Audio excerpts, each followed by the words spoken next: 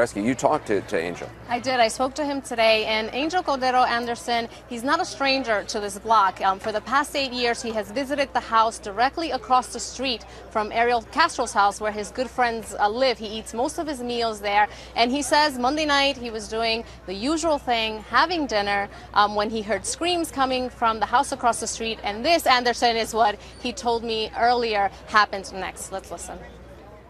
I looked towards the front door of the house where the kidnapping was. I saw that woman screaming, asking for help. She couldn't open the door. I looked over, I crossed the street, and I went to ask her if the house was on fire. She told me no, that I've been kidnapped for 10 years. And so I pulled the door, but it was locked with a chain, and so I tried to open the door, but I couldn't, so I had to give it a few kicks. If you see, the house has 2 doors. She opened the inside door, but the glass door, the one on the outside, that's the one that had the chain, and so when I tried to open the door, it had the chain, and so I couldn't open it, and I kicked it.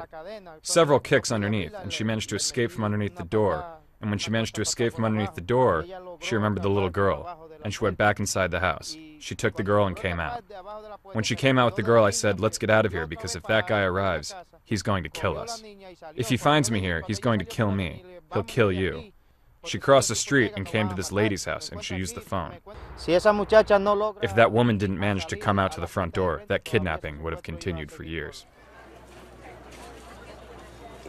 Angel also spoke to you about his interaction with the little girl, the 6-year-old girl. He did. He gave me a lot of insight into the state of mind of this little girl. He said that, as you heard, that Amanda Berry ran back into the house when she remembered her little girl, but that they were both hysterical, crying. The little girl was very scared, very agitated.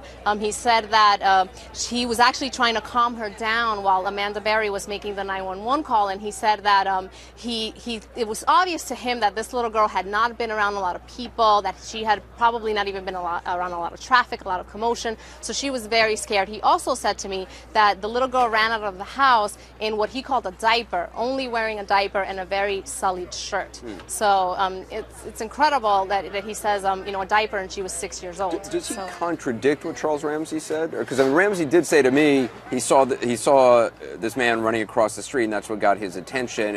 Do their stories jive? They do not at all, Anderson. And I have to tell you that Angel Cordero, as well as Altagracia Tejera, who owns the house across the street from Ariel Castro, they strongly dispute what Charles Ramsey is saying. They're saying that he actually only showed up after Amanda Berry was already out of the house, after she was already making the 911 call, that he kind of peeked into the house when the commotion was going on and tried to call the police himself, but that they told him, well, she's already on the phone with the police. So, you know, they did not explain to me why they think he might be saying this, but they definitely, the woman who owns the house actually called him a liar to me. She said, he's lying. This did not happen this way. It's actually what some people that I talked to, I guess her daughter, maybe, the woman who owns the house across the street, the night it happened, and she also had said that there's people outside saying that they helped. I guess she was referring to Charles. Right. Again, hard to know exactly what went on, and everybody has a different perception of things, but certainly Angel Cordero